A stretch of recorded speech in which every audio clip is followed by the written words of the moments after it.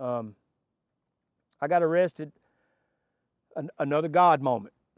I feel like God facilitated that whole day to where I would get arrested. This is the first time I ever got arrested on a charge that wasn't mine in my life.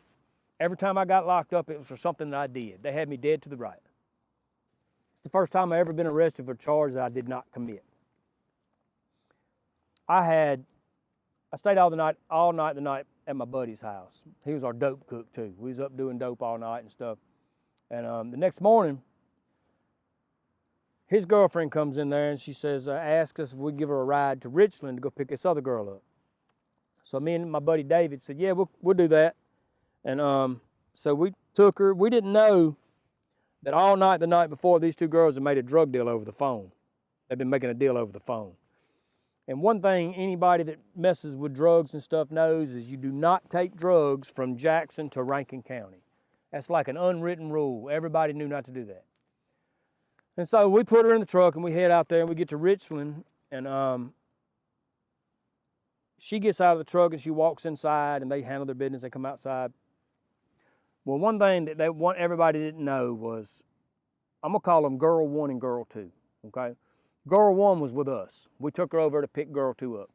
Well, the whole time, Girl 1 is selling Girl 2 fake dope to rip her off. Girl 2 is wearing a wire to set Girl 1 up. Whole time. And these two girls had known each other for a long time. And, you know, that's something else I tell these kids and stuff when I'm talking to them. You know, when you live in that life, you can't trust nobody. Whenever you start doing drugs, experimenting drugs, next thing you know, you're addicted to drugs, you're going to be surrounded by people you cannot trust. It's a paranoid way to live, always looking over your back, always having to watch out for anything. But anyway, they get back in the truck and we pull out of the trailer park and we get swarmed by Rankin County Sheriff's Department. I don't know what's going on, right? I know that we ain't got no dope. We ain't taking no dope to Rankin County. So they take us all out of the truck. They throw me on the ground, put handcuffs. They're high-fiving each other on the side of the road when they pull me out the truck. You know, oh, we got Benny, Ivey, we got him.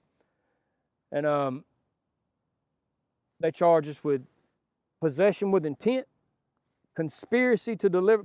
Possession with intent is because Girl 2 still had the fake dope in her pocket that they thought was real dope.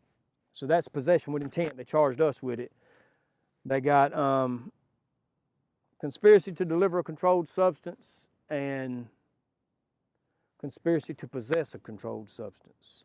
They didn't charge nobody with a sale charge because somehow they didn't get that on audio. Whatever they did inside, I don't know, but that was our charges. I thought that, and keep in mind, man, I've been wide open on dope every day. I've been sleeping on other people's couches. I thought with this charge that I would never see the light of day again. You know, I done been to prison 4 times, you know, two convictions and a probation violation. This next one would be my 3rd conviction, be my subsequent meth conviction. And I thought that, you know, even though I didn't have no dope on me, I'm me. And we're in Rankin County. So I know that they just gonna stick it to me. And so I got there, man. They put me on the west side upstairs at the very top of the stairs. And I went in my cell and I shut the door. I climbed up in my bed and I just went to sleep. I think I slept, man, 2 days. I slept it up for 2 days, coming down off that dope, getting the dope out of my system.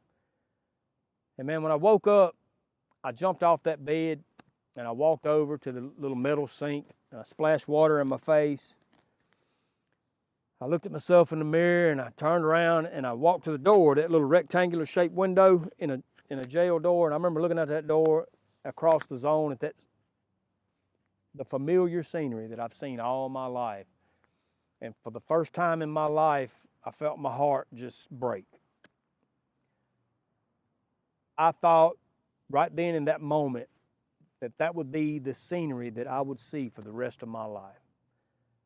And then right then, you know, I've been in jail and I've been in prison 4 times. I've been in jail so many times, and I never, not once, had any inclination to stop doing what I'm doing.